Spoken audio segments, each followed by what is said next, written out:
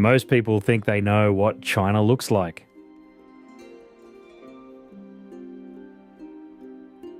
But far from the cities are places you've probably never seen. And maybe never even heard of.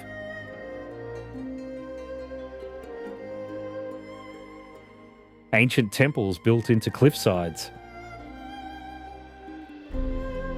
Remote highlands hiding lost civilizations.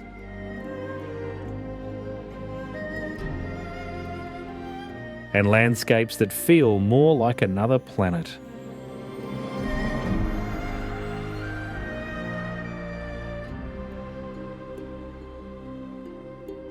This is the other China. The one the world almost forgot.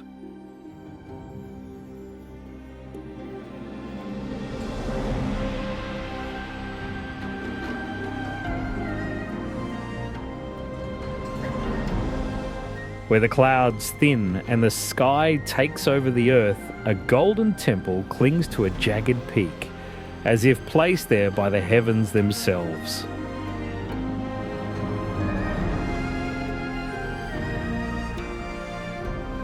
This is Laojun Mountain.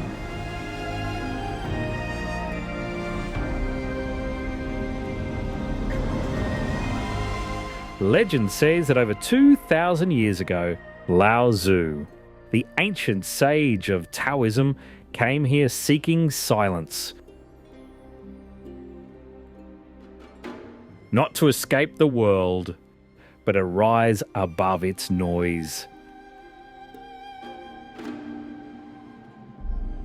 There are 99 bends to the top. Not just a test of strength, but a quiet reminder of Taoist wisdom. Balance comes when you move with nature, not against it.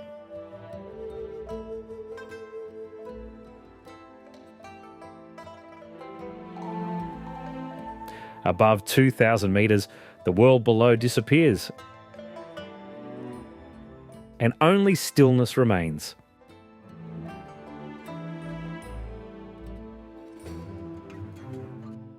The temple, rebuilt in the Ming and Qing dynasties, sits perfectly aligned with the mountain's energy, following centuries-old feng shui principles. Even today, pilgrims come not just for the view, but for the feeling.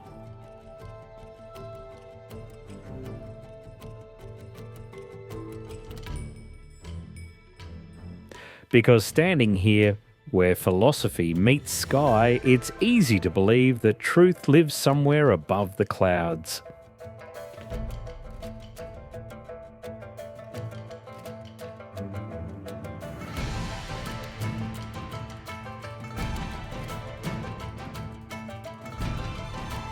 A honeycomb of caves clings to a towering cliff, its paths stitched together by narrow wooden walkways and centuries of devotion.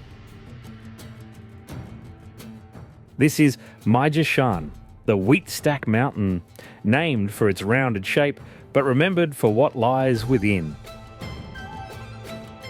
Since the 4th century, monks and artisans carved over 7,000 sculptures into its rock face. Many built from wooden frameworks covered in clay, shaped with exquisite care. From palm-sized Buddhas to giants towering 16 metres high, their features tell a larger story.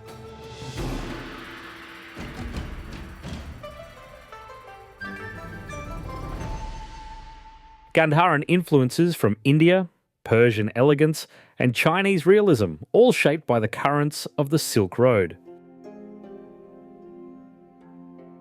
Unlike the stone-cut Buddhas of Longmen or Yungang, these figures feel more delicate, more lifelike, more human.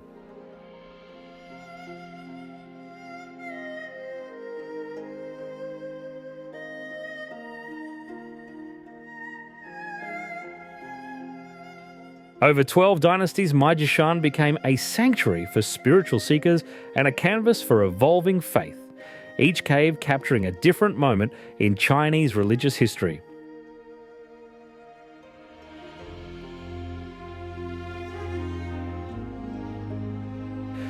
yet its purpose remained: to guide the soul inward toward stillness.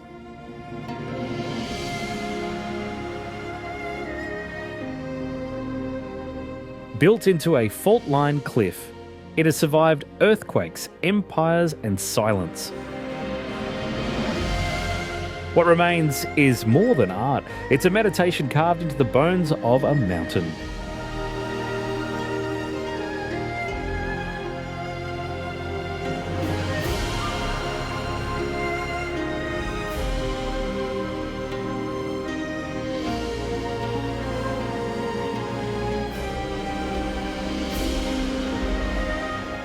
Perched on the tip of a spire and wrapped in drifting clouds, this is one of China's most breathtaking temples, and one of its most remote.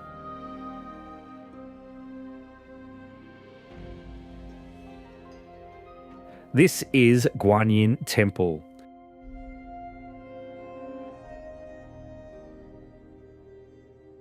Built during the Ming Dynasty over 1,600 metres above sea level, it honours the Bodhisattva of compassion.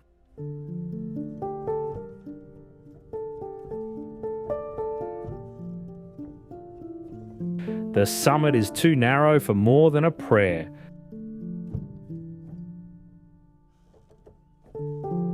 There's no road, only a steep hike, a wooden bridge, and the quiet determination to reach it.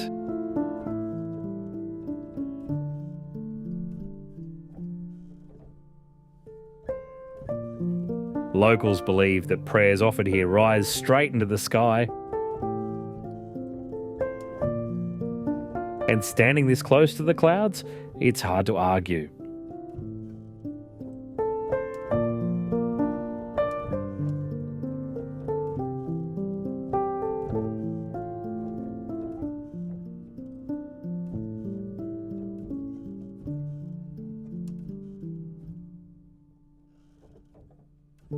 At first, it looks like a red wave.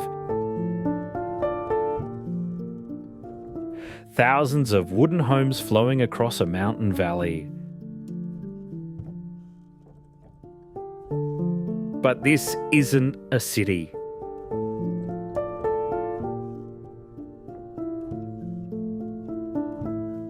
This is Larung Gar, the world's largest Tibetan Buddhist academy.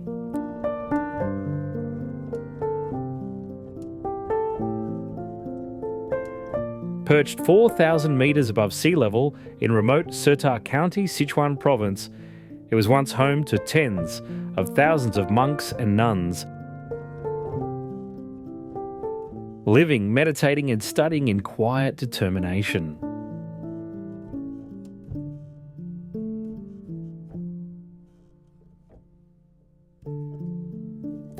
The settlement is divided into male and female quarters, and everything here is self-contained. Dorms, temples, libraries, even cremation sites. The academy was founded during the post-Cultural Revolution revival of Tibetan Buddhism, when faith returned quietly to the mountains. The Nyingma school, one of the oldest traditions in Tibetan Buddhism, remains central to its teachings.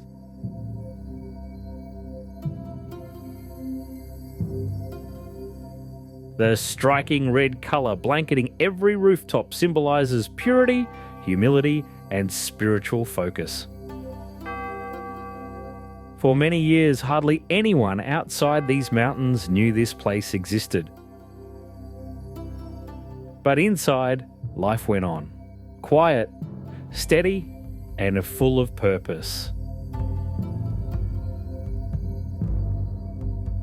There's a calm rhythm here, built on discipline and shared belief.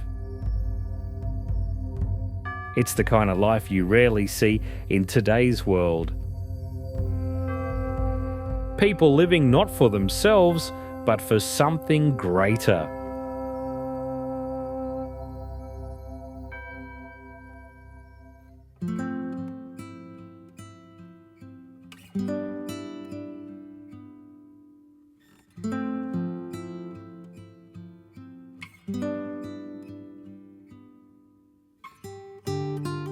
Banjingshan is one of China's 5 sacred Buddhist mountains.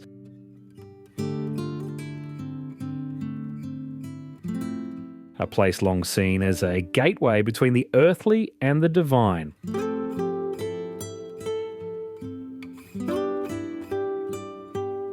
Its most iconic feature is the Red Cloud's Golden Summit, where 2 temples sit on twin rock spires over 2,300 metres above sea level.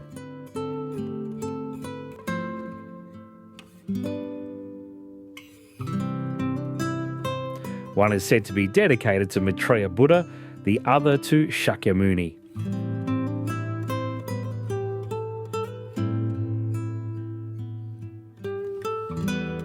A narrow stone bridge connects them, suspended between peaks, sky and silence.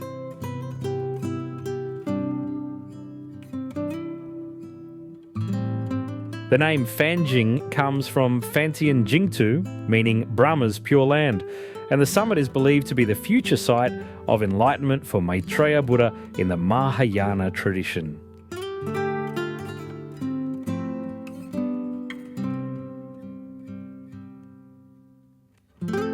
For centuries, pilgrims have made the steep climb to this summit, not just for the view, but for what it represents: balance, rebirth, and elevation of the spirit.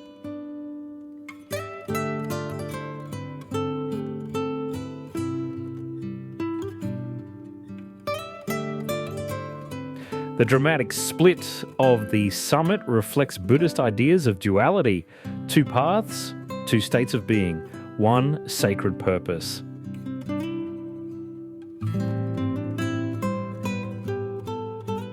And even today, surrounded by mist and sky, it remains a living symbol of devotion rising above the noise of the world.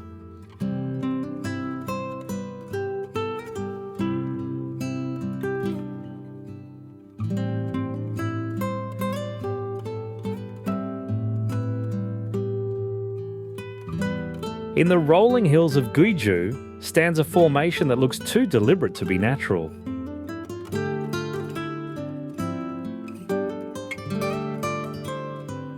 A massive pyramid-shaped mountain rising from farmland. Angular and near perfect.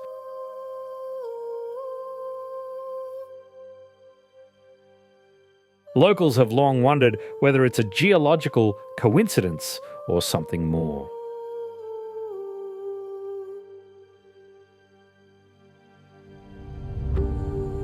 There are no carvings, no records, just a silent shape that defies easy explanation.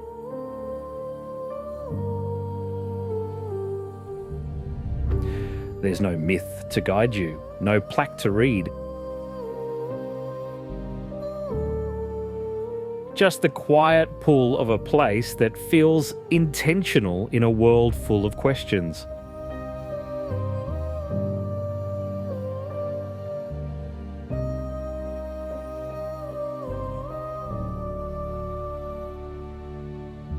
Tucked away in Gansu's highlands is a fortress that remains largely unknown, even to those who live nearby.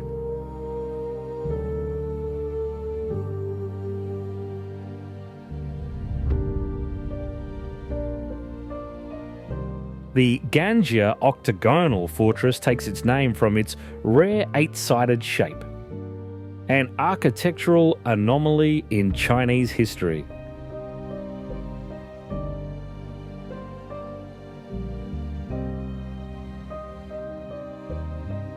Possibly built during the Tang or early Song dynasties, its original purpose remains unclear. Some believe it was a defensive outpost. Others see signs of spiritual use linked to the Tibetan Buddhist traditions that have long shaped the region.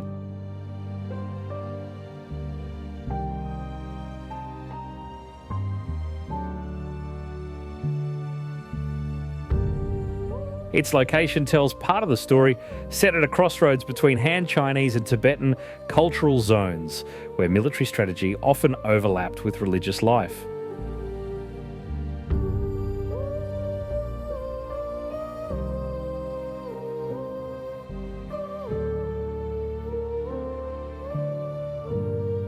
Inside the weathered walls lie the remains of stupas and temples, suggesting a deeper purpose beyond defence.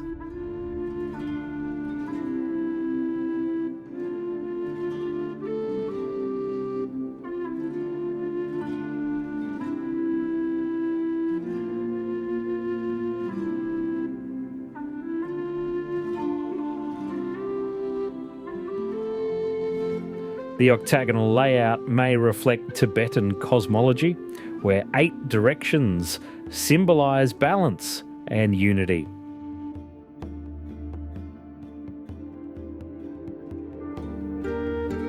There are no signs or visitor paths here, just the outline of a forgotten structure still echoing the past, quietly bridging history, culture, and belief.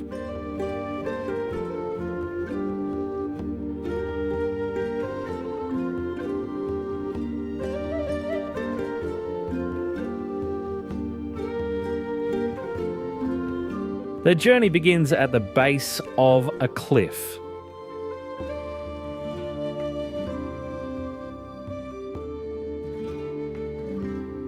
(2,500 metal steps bolted into bare rock, rising through clouds and silence.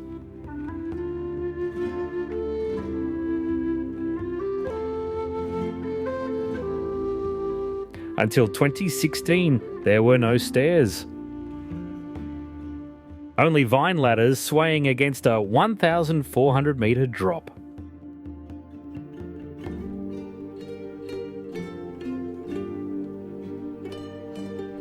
For a very long time, this was the only way in or out. Each step leads deeper into the Dalyang Mountains and further from the world below.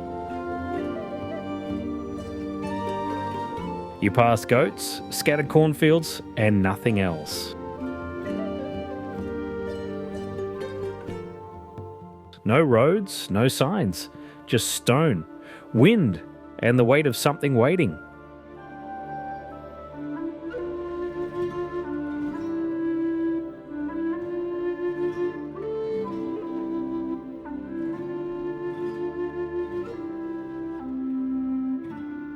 Then, almost without warning, the cliff levels out and a village appears.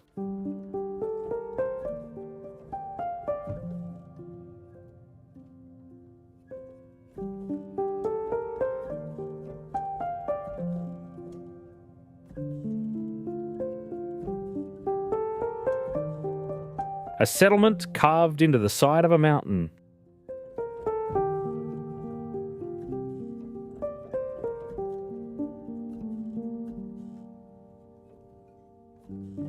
Here, the Yi people have lived in isolation for centuries. Their language, dress, and spiritual traditions, rooted in shamanism and reverence for the land, remain alive in daily life.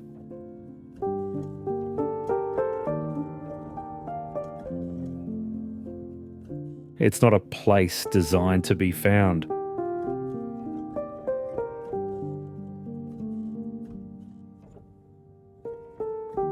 But once you arrive, you understand why they stayed.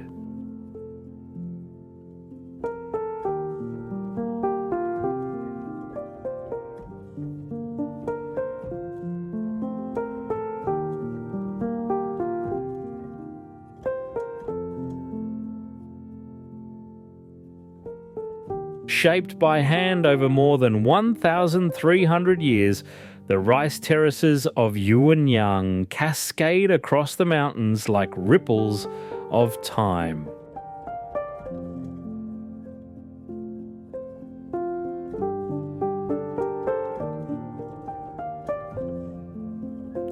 Built by the Honey people, this UNESCO World Heritage Site spans over 113 square kilometres. And intricate agricultural system powered by gravity-fed spring water and generations of collective wisdom.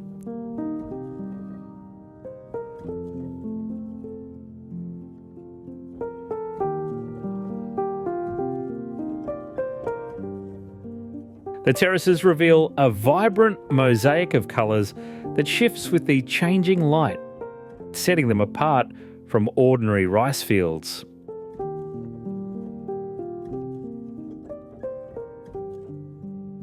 Hani cosmology, animism and feng shui guide the design of the land and the cultivation of life.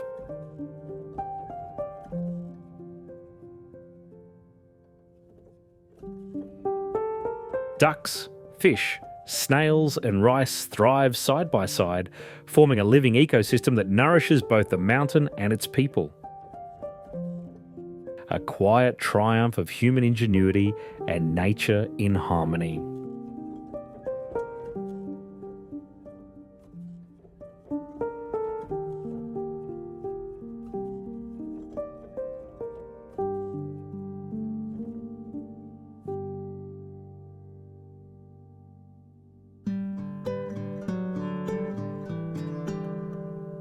It feels like a place painted from memory. Drifting boats between fields of lotus, narrow paths above still water, islands dotted with blossoms, and karst peaks rising like shadows beyond the green. The land is quiet, but never still.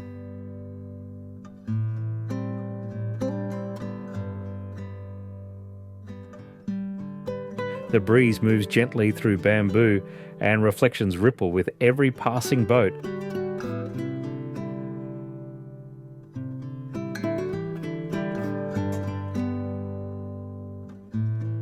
And then, almost hidden behind the cliffs, a small village appears.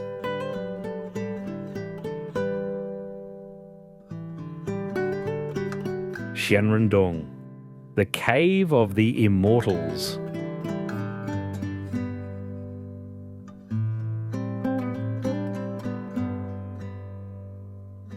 Built partly into stone, it's said to have once sheltered Taoist hermits seeking peace beyond the world. A few families still live here, growing rice and herbs as if untouched by time.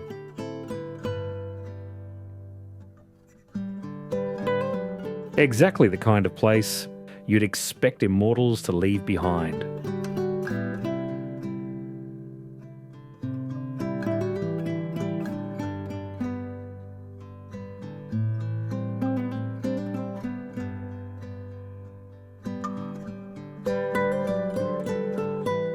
There are places that feel imagined, too dramatic to balance, too dreamlike to be real. Wangxiangu, the Valley of Immortal Gazing, is one of them.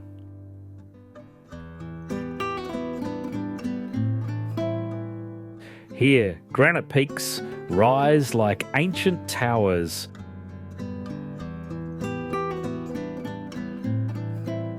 Mist slips through the trees.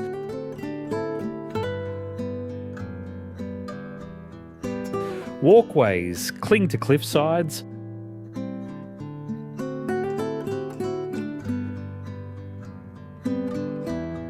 And waterfalls fall into still pools so perfectly placed.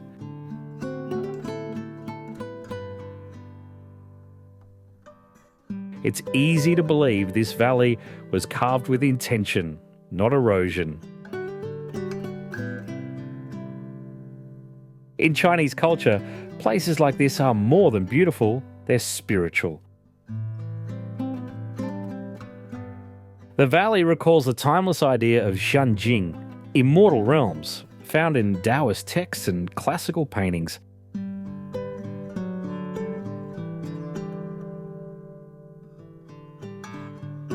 It remains largely unknown beyond the region, but among those who hike here, it is something else entirely. Not just a place to walk, but a place to wander inward.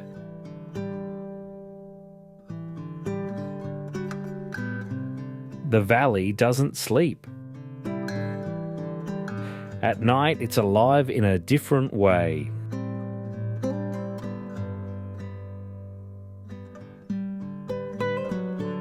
Lanterns draw the eye, movement fills the space, but somehow it all feels more human.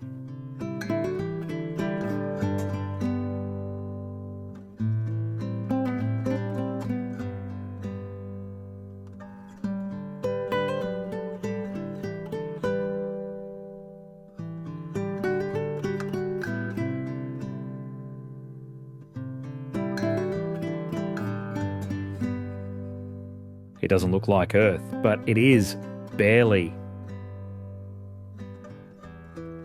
This is Haidushan, or Blackdush Mountain.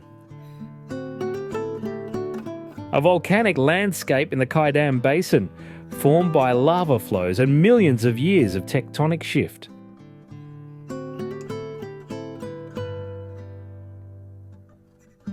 Stark, jagged and silent, it's been called Mars on Earth for good reason.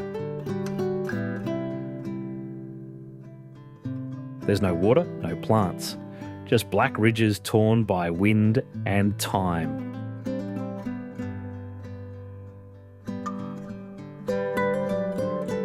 Scientists come here to test rover technology. Filmmakers come to borrow its silence.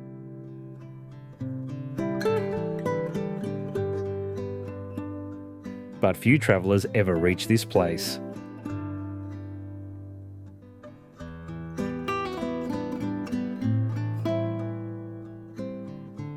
It's a quiet reminder that China's natural extremes go far beyond what most people imagine. Not every wonder is lush or crowded. Some are vast, silent, and almost forgotten. In places like Haidushan, emptiness isn't a void.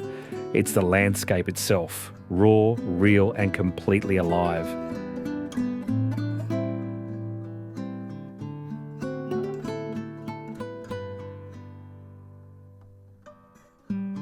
The Kaidam Basin doesn't stop at silence and stone. Keep going, and the land begins to shimmer.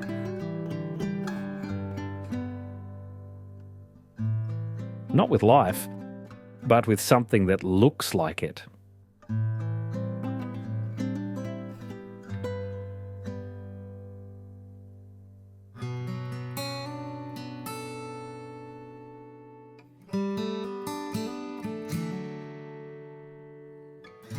This is Jade Lake.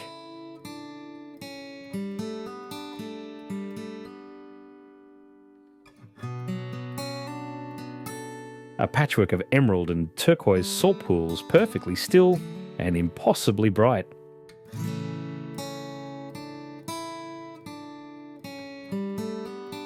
Formed by salt mining, not nature, yet more beautiful than any design.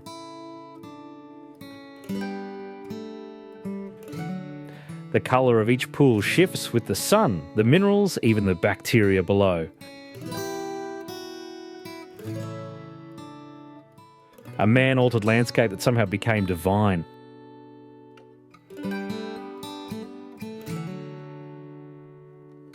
And just beyond it, something more volatile.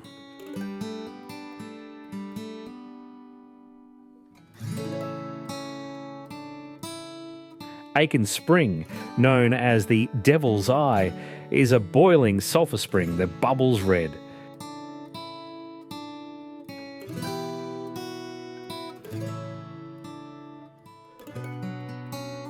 Gases hiss from the earth. Rings of heat-loving bacteria stain the ground in vivid bands. The air smells of minerals. The land feels unstable. Scientists come here to study extreme environments.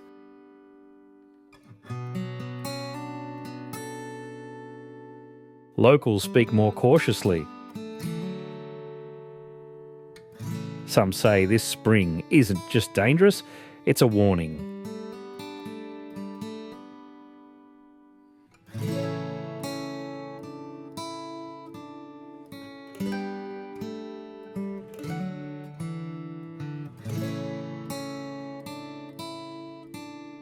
It looks like a painting, but it's real.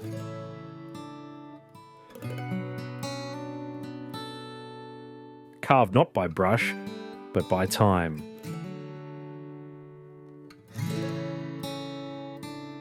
Zhangyadanxia formed over 24 million years as sandstone and minerals settled in layers, then rose, cracked, and folded into waves.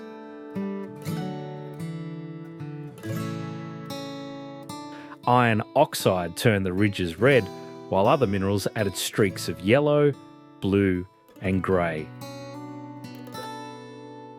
Wind and rain did the rest.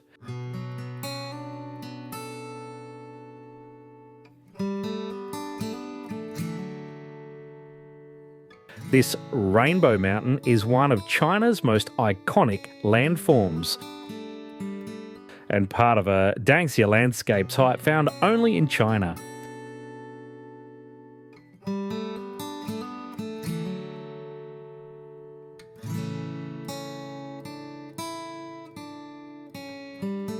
Other places may have colour, but nowhere else layers it like this, with such scale, texture, and silence.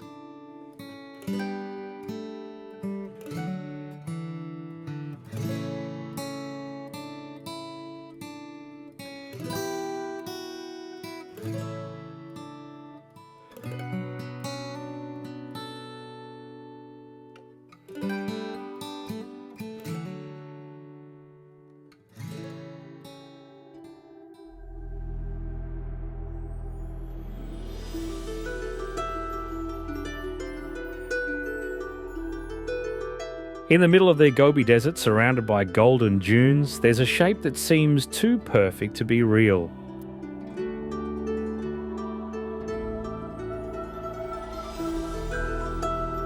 A crescent of deep blue water curving gently between the sands. This is Crescent Lake, an oasis that has held its shape for over 2,000 years. Despite the dry winds and shifting dunes of Mingsha Mountain, the water never disappears, fed by a hidden underground spring.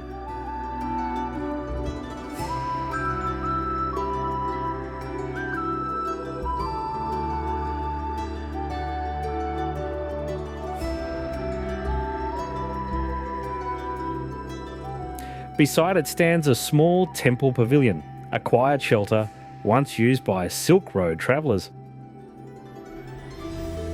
A resting place where stillness met belief.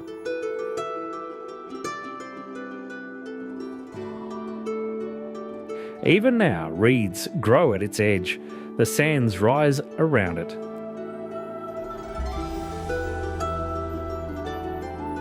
And the crescent remains a quiet symbol of resilience, balance, and the wonder of surviving in the harshest places.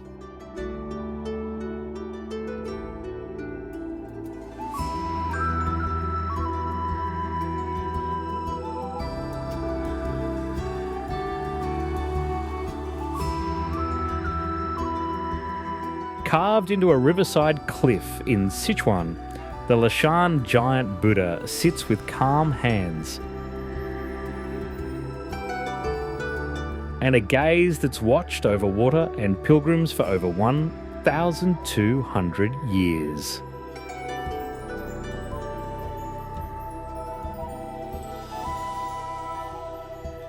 At 71 metres tall, it remains the largest stone Buddha in the world.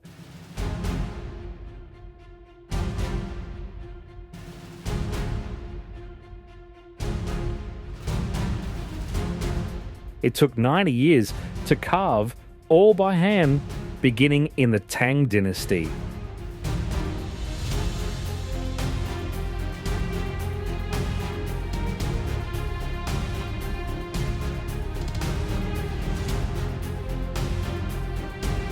Legend says the monk who started the project, Haitong, offered his own eyes to prove his devotion.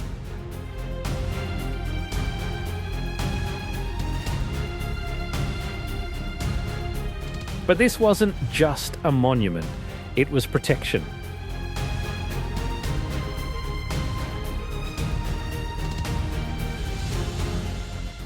Built at the meeting point of three rivers, it was meant to calm dangerous currents. And it worked.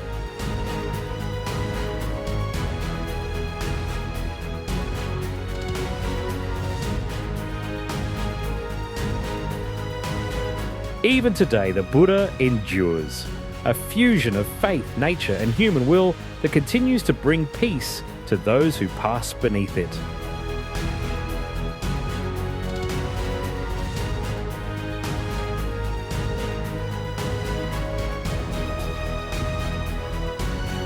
In this place, mountain and meaning become one. As the local saying goes, the Buddha is a mountain and the mountain is a Buddha.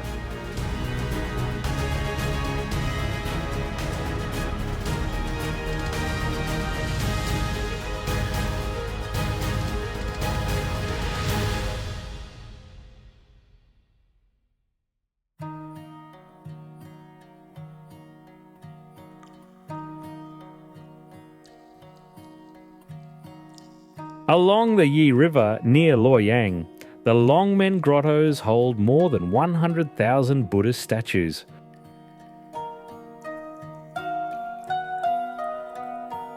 From towering Buddhas to tiny, delicate figures just centimetres tall.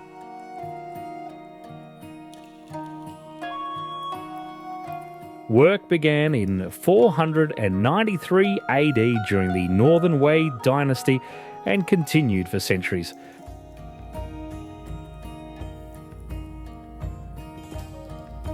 The most famous of them all, the 17-metre Vairocana Buddha, was commissioned under the rule of Empress Wu Zetian, the only female emperor in Chinese history.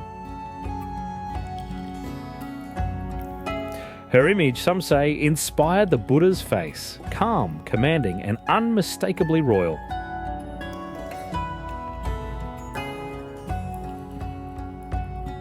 More than 2,300 caves and niches line the cliffs, filled with inscriptions, prayers, and carvings that trace the evolution of Buddhist art. From Indian-influenced forms to a distinctly Chinese style. These grottos weren't just religious, they were political. Created in a Confucian world, they used faith and art to project imperial authority, turning devotion into a tool of order and unity.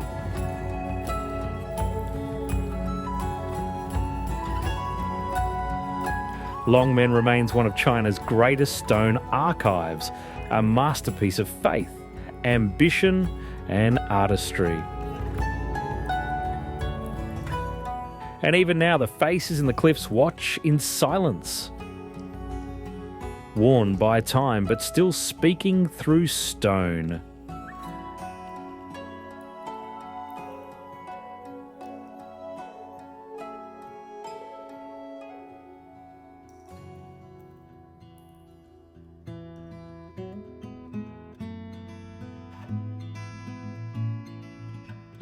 Across the farmlands of Kaiping stand over 1,800 fortified towers, the Kaiping Diaolu.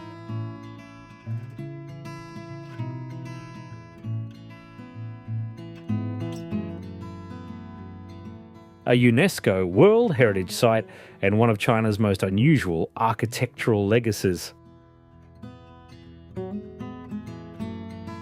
They were built in the late Qing and early Republic periods by overseas Chinese returning from Southeast Asia and the Americas. Concrete was rare at the time, but these towers rise boldly with Roman columns, Baroque domes and traditional Chinese roofs, combining global ideas with local values. They were homes, watchtowers, and monuments to wealth, but not vanity. Each one embodied a deep-rooted Confucian ethic. Protect the family, honour the ancestors, strengthen the village. This was a time when China was changing fast. And here in one place, migration, modernity, defence and tradition collided to create something entirely new. No other region in China or the world holds this fusion at such scale or historical depth.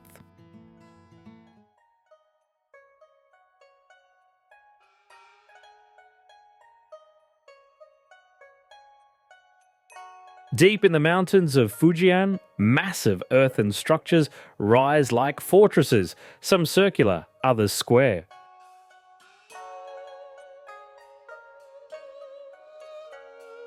These are the Tulu, built by the Hakka people centuries ago as fortified homes for entire clans. Made from packed earth, stone and wood, they were designed to withstand attacks and time. Some hold up to 800 people across 5 stories with one main gate and no windows on the lower levels. Security shaped into architecture. Inside, life is communal. Each family lives in a vertical slice, equal in size and rights.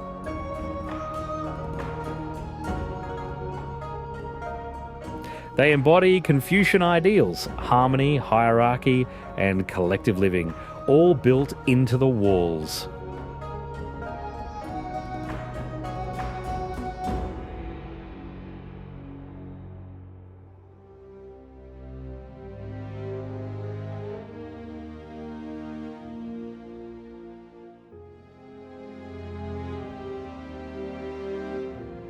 It begins quietly. As glacial melt in the highlands of Qinghai far to the west.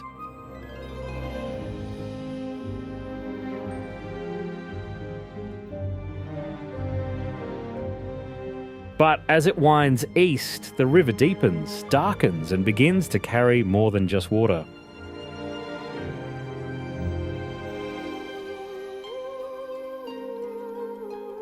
This is the Yellow River, the cradle of Chinese civilization.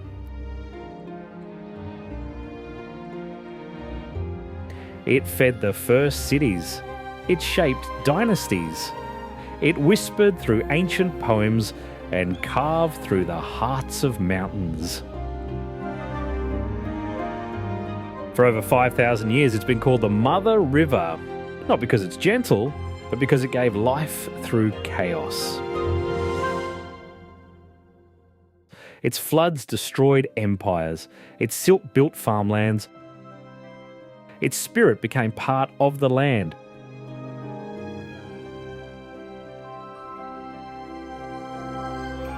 Today, the Yellow River still ties together many of China's oldest places, temples, grottos, and sacred peaks.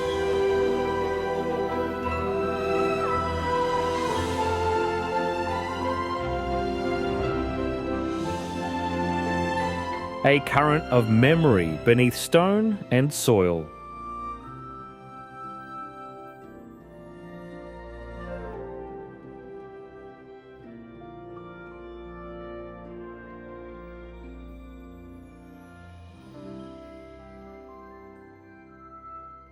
But to truly understand its power, you have to see where it roars.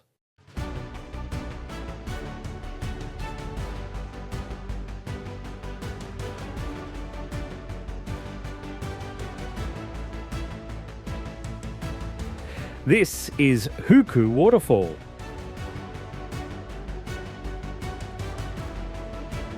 Where China's Mother River crashes into stone, roaring like thunder and churning with earth.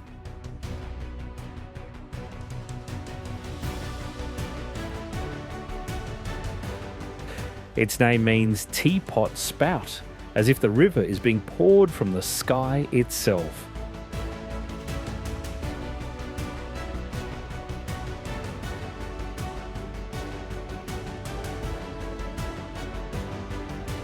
But it's not just water that falls, it's the land.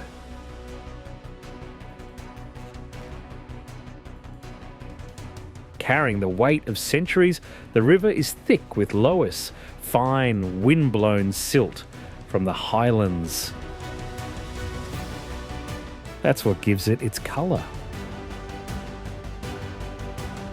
Depending on the season, the cascade widens from 20 to 50 metres.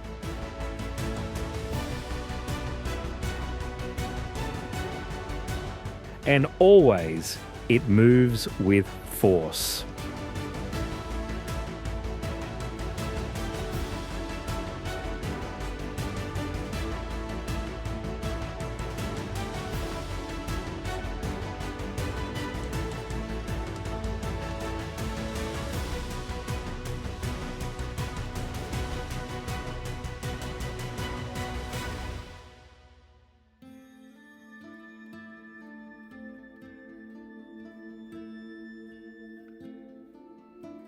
In the far reaches of Hunan, the earth rises, not in mountains, but in pillars. Stone towers stretch hundreds of metres into the sky, thin as needles cloaked in mist.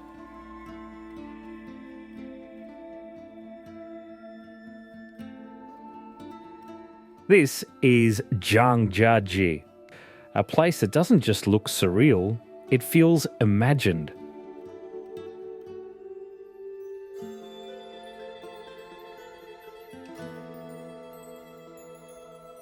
These quartz sandstone spires were carved by wind, rain, and time.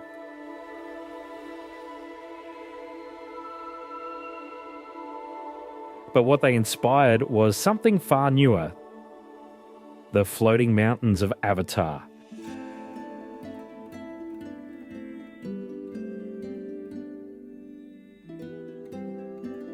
And standing here, surrounded by fog and vertical cliffs, it's easy to see why.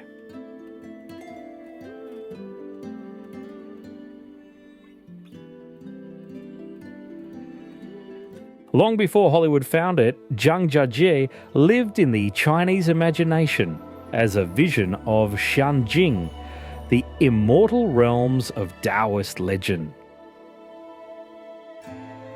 In art, in myth, and now in reality, it represents escape. From gravity, from noise, from the world below.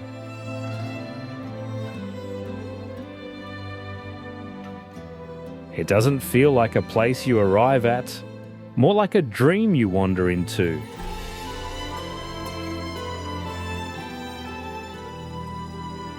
And never fully leave.